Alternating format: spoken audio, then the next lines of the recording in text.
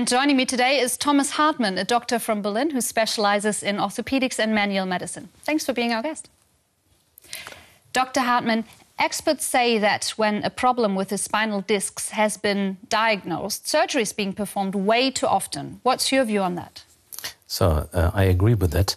I have a lot of clients, more than, in the 20 years that I work, more than 10,000 people with disc herniation. And I think that about one or less as 1 of 100 has to undergo surgery. Mm-hmm. So that's not a very big number. What do the other people do? Can a ruptured or a bulging disc just disappear by itself over time? Disappear, when you say disappear, yes, the body will digest, he will resorb what he pressed out. Mm-hmm.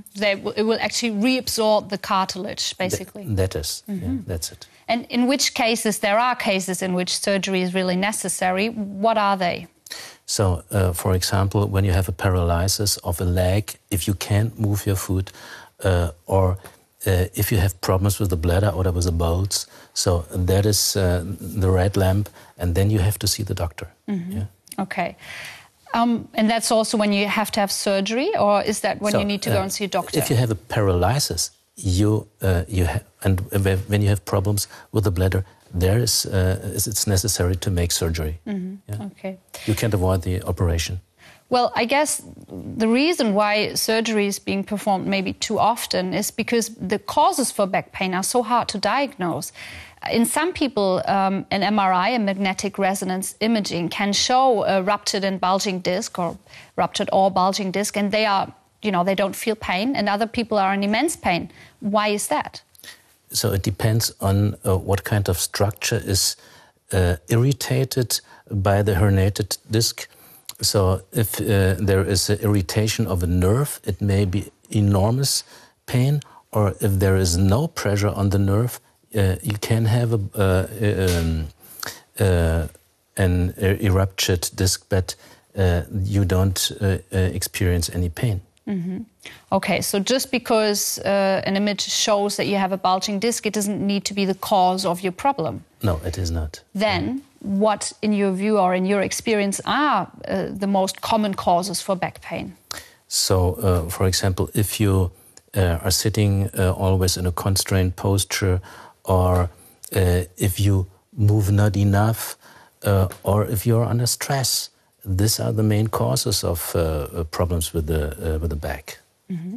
So you mentioned stress. I've also read that in studies it says that there's a very close connection between stress and back pain. But how can stress actually make your back hurt?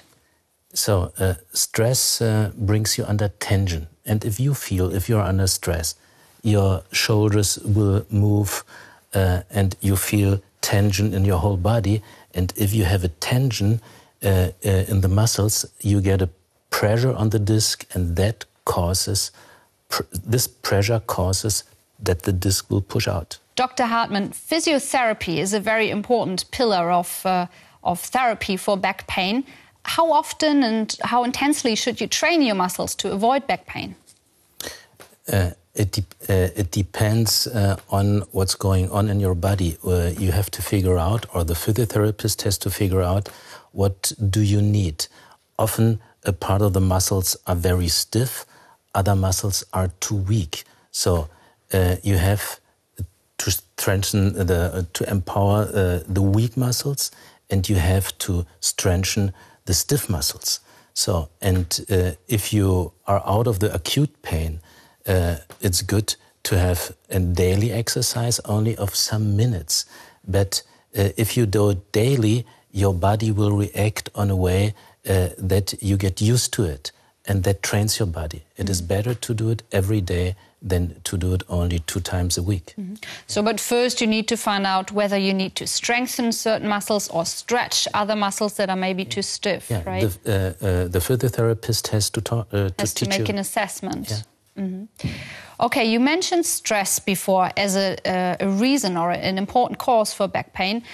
It's an important cause for lots of diseases, but what can you actually do to de-stress? I think the most important thing is that at first you step back, and step back and look at you, be aware what's going on in you, and then learn to listen to your body. Learn what the body will tell you. If I ask my patients, what will your back tell you? So, if your back will write a letter to you, what will you read in this letter? And so then people understand what's going on in their life. The causes of stress, this is in the life of the people. So do I get you right?